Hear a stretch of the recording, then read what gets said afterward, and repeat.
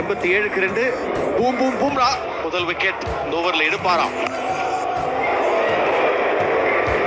பாக்ஸ்ல ஒரு மாற்றம்.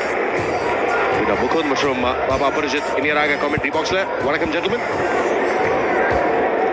வணக்கம் விஷ்ணு, வணக்கம் அபி. டாமினேட் பண்ணியிருக்காங்க இன்னைக்கு இந்தியா.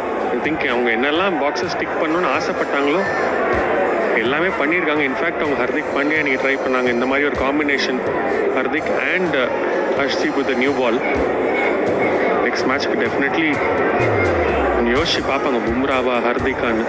பிகாஸ் பும்ரா அவங்க மிடில் ஓவர்ஸ் அண்ட் டெத் ஓவர்ஸ்க்கு வச்சுக்கலாம். அந்த மாதிரி நீங்கள் ஹர்திக் வேல்யூ யூஸ் பண்ணலாம். காத்துல அண்ட் டிஸ்டன்ஸும் கிடைச்சிருக்கு. ஷார்ட் பால், அதை பற்றியெல்லாம் கவலைப்படாம சாமையா ஸ்ட்ரைக் பண்ணியிருக்காரு. அந்த 6ஓட பிரையன் பெனட் மற்றும் ஒரு அரை சதம், 3வது அரை சதம் இந்த உலக கோப்பையில். டெரிஃபிக்கா இருந்திருக்காரு ஜிம்பாப்வே டாப் ஆர்டர்ல. எக்கச்சக்கமான நம்பிக்கை. 6ஏ அடிக்கல அப்படின்ற ஒரு குற்றச்சாட்டு. இன்னைக்கு 3 6. சரியான இன்னிங்ஸ். ஒரு சின்ன பையன் இந்த வேர்ல்ட் கப் வந்து லைட் அப் பண்ணியிருக்காரு டோர்னமெண்ட். இங்க அவரோட பேட்டிங்ல இன்னொரு எலிமெண்ட், இன்னொரு டைமென்ஷனும் பார்த்துருக்கோம்.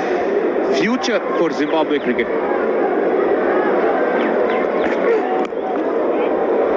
ஒரு காலத்தில் ஒரு ஆன்டி ஃபிளார், கிராண்ட் ஃபிளார் போன்ற லெஜெண்ட்ஸ், அதுக்கப்புறம் பெரிய பேட்டர்ஸே நம்ம வந்து பெருசா பார்க்கல. பட் அங்க அந்த ஒரு கேப், அந்த ஒரு வாய்டை ஃபில் பண்றதுக்கு பிரையன் பெனட் நிறைய நம்பிக்கை கொடுக்குறாரு.